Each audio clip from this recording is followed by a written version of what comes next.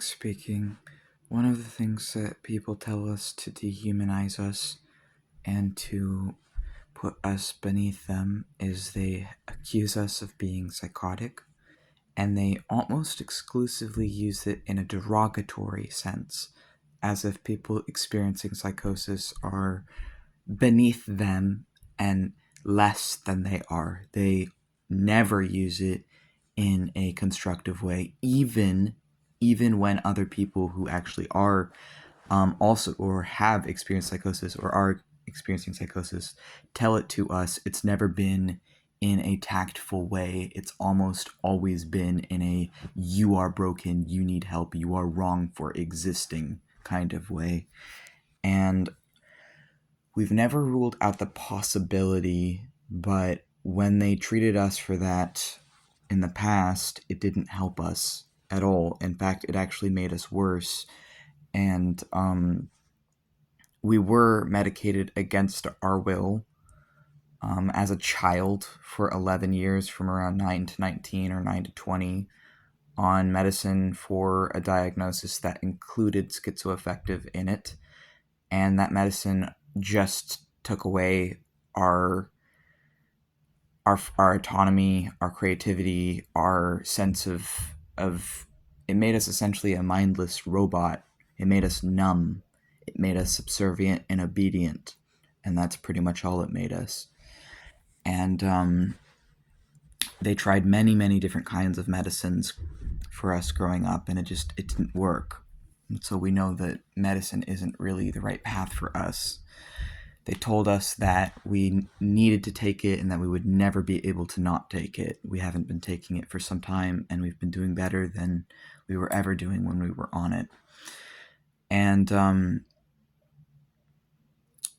I think that people think we're psychotic because we interact with spirits and also see ourselves as spirits.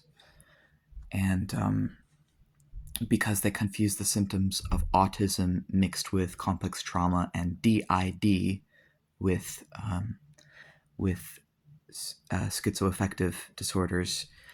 And it's possible we could have both, but I don't really think it matters, because even if we do, it wouldn't change anything for us.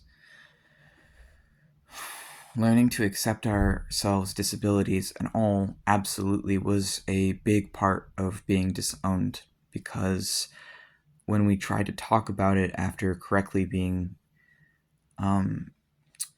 seen as autistic, and when we tried to talk about how traumatic it was for us to be put on all those medicines and to be mistreated for the wrong thing and all of these different things, because I think really how to know if a diagnosis is wrong is if it actively harms someone's life.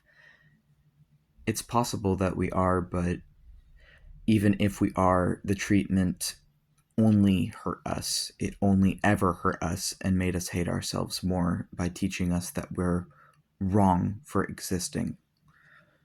And yes, I do interact with spirits, and sometimes I have hallucinatory experiences, although it's not really visual. It used to be when we were a child, but now it's more like I can put my hand out and I can feel my alters, my headmates, and I can see them with my hand, what they look like.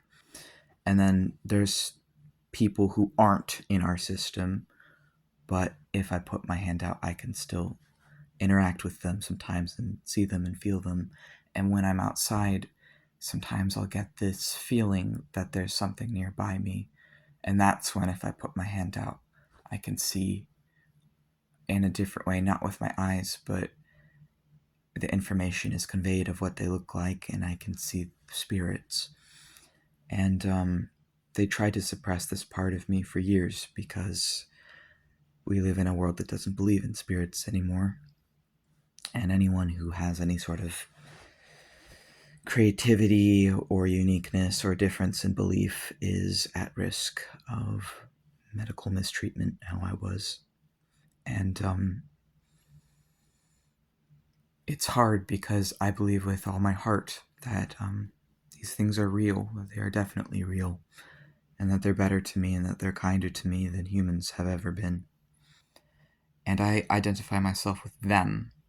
and not with humans. They call that otherkin when someone feels that they are beyond their physical humanity or more than human or other than human, not exclusively human. And I identify myself with the spirits because they're nicer to me and they treat me better. And I don't trust people because they've been viciously cruel to me for a long time. For a very long time. And I have complex trauma because of that. And there's this entire world inside of me, this like brimming universe. And there used to be, when I was younger, like this whole galaxy, it felt like, inside of me. But as I grew and was more and more mistreated for my beliefs and the way that I am, even with the medicine, it was too much for people. That it felt like that galaxy sort of died inside of me, and some of us became vengeful and hate-filled, and we were taught hate and out of survival. But then the paradigm shifted again, and from out of the ashes of the old galaxy, a new paradigm has been built and formed and grown from the ashes of the old, and the new paradigm is a kingdom where I am king, and it's called Elsewhere, and I'm the king of Elsewhere in my mind.